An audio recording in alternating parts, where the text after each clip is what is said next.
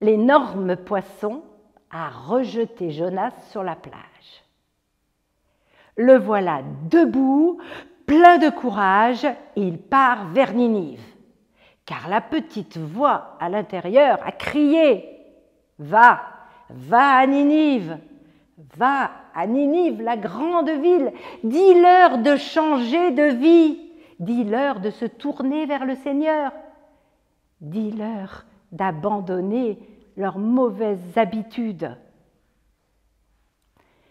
Jonas marche jusqu'à Ninive. C'est une très grande ville, il faut 3 jours pour la traverser. Et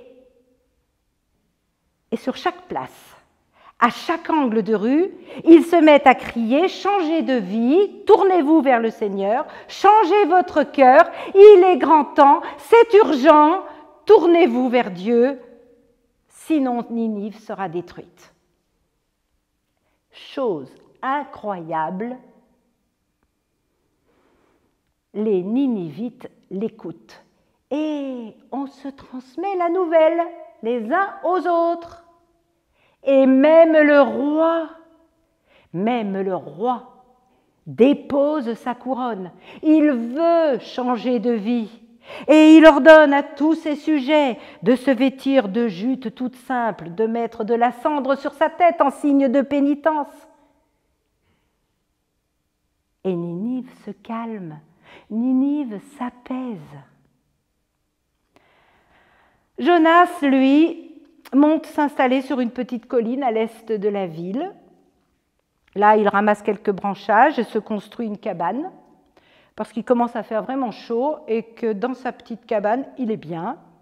Et il regarde Ninive, mais une toute petite tempête commence à se lever à l'intérieur de Jonas. Il enrage doucement, puis de plus en plus, contre ces gens qu'il déteste et qui semblent devenir heureux. Alors dans sa cabane, il attend. Ninive sera-t-elle détruite? Le soir, il trouve le sommeil, puis le lendemain, il regarde Ninive, et Ninive n'est toujours pas détruite, et les gens semblent toujours heureux, et la tempête monte, monte, monte. Et Jonas se tourne vers Dieu et lui dit « Seigneur, c'est pour ça que je ne voulais pas venir, j'étais sûr que tu leur pardonnerais. »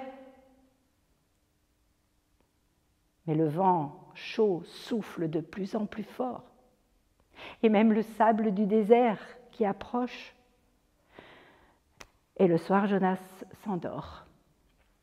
Pendant la nuit, une petite graine qui était là, au pied d'un des piquets de sa cabane, se met à pousser. Et toute la nuit, elle pousse, elle pousse, elle pousse, et le matin, lorsque le soleil se lève, la cabane est complètement recouverte d'énormes feuilles vertes épaisses vernissées qui le protègent du vent chaud et des ardents rayons du soleil. Il est bien dans sa cabane. Il est tellement bien. Mais il ne peut oublier ces Ninivites qui sont là, sous ses pieds. Et le soir, il s'endort à nouveau. Et pendant la nuit, un tout petit ver s'approche et entre à l'intérieur du pied de la plante et la fait crever. Le matin, lorsqu'il se réveille, toutes les feuilles sont séchées, craquelées et s'envolent au premier souffle du vent. La tempête est à son comble. Je n'en peux plus, je regrette tellement d'être venu, j'étais bien sous ma cabane et voilà que la plante a disparu et que j'ai chaud et que je suis mal et que je n'en peux plus. Seigneur, viens à mon secours. Et la petite voix revient à l'intérieur de Jonas. Et le Seigneur lui dit « Jonas, tu te plains Et tu es en colère contre une petite plante que tu n'as même pas plantée et que tu n'as même pas aidé à pousser,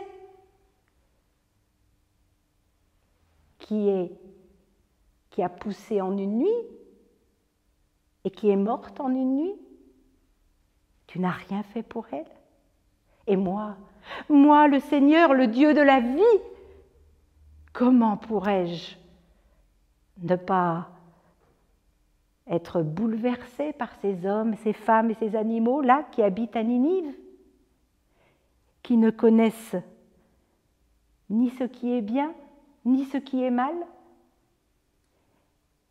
Tu ne crois pas que parmi eux, il y en a au moins un qui est capable de tendre la main à son voisin?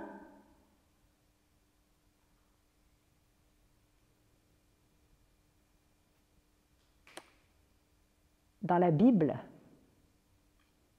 l'histoire s'arrête là. On ne sait pas ce qu'est devenu Jonas. Est-ce qu'il est reparti dans son petit village près de Nazareth? Est-ce qu'il est resté à Ninive? Il me plaît à penser qu'il est parti en mission sur de nouveaux chemins.